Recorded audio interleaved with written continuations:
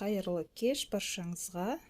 Келесі бізде апталық болжау 14 қараша мен 20 қараша аралығына торпақ белгісіндегі жандар үшін. Так, мына жоғары жағындағы екі карта аптадағы маңызды әсер беретін жағдайлар, аптада орын алатын, аптаның басы, ортасы, аяғы, яғни аптада орын алатын жағдайлар және де аптаға кеңес. Так, бізде бірінші жоғарыдағы картадан бастайық. Аптадағы маңызды жағдайлар, маңызды әсер беретін жағдайлар. Бізде Иерофант және де шестерка пентаклей. Жаңағы барлығын бір шынайы ниетпен бастау керек. Қандай іс бастамаңыз да, жұмыс бастасаңыз да, даже жаңағы аптаның көлемде бір садақа беріп те қойғаныңыз жөн. Жаңағы енді міндетті түрде мешітке барып, или бір керекті жаңағы мұқтаж жанға демеймін, даже жақындарыңыздың өзіне қаржылай көмек керек болып жатса да, мүмкіндігінше қол ұшын созғаныңыз дұрыс.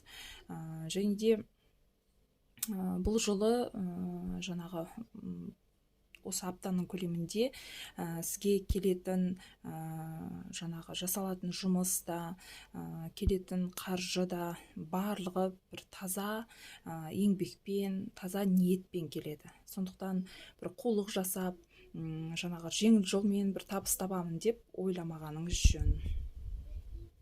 Келесі аптада орын алатын жағдайлар, аптаның басында луна старший аркан және де шестерка чаш.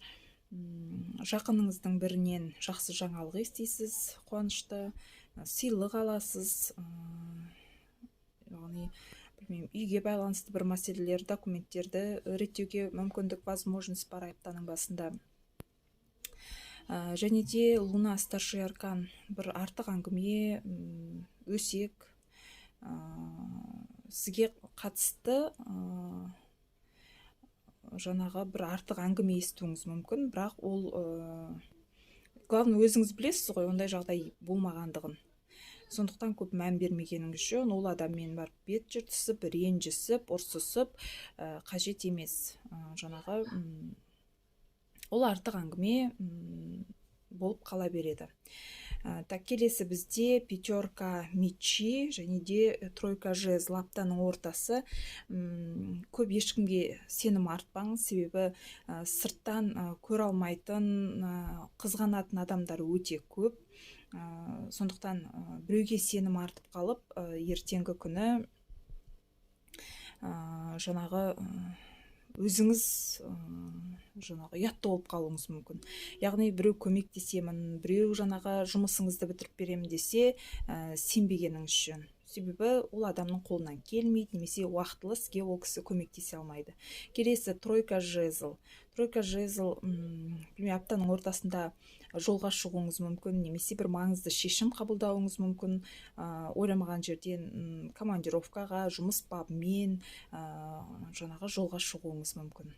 Аптаның аяғында орын алатын жағдайлар, ойламаған жерден бір ұсыныс түсуі мүмкін, және де бір ұсыныс емес, ол екі жақтан ұсыныс, немесе екі жұмыстың, екі істің арасында таңдау жасауыңыз мүмкін.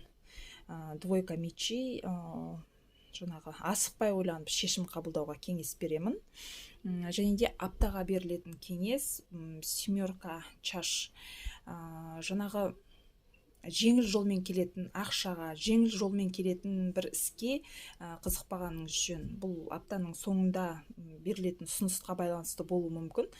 Сондықтан аса мән бергеніңіз жөн.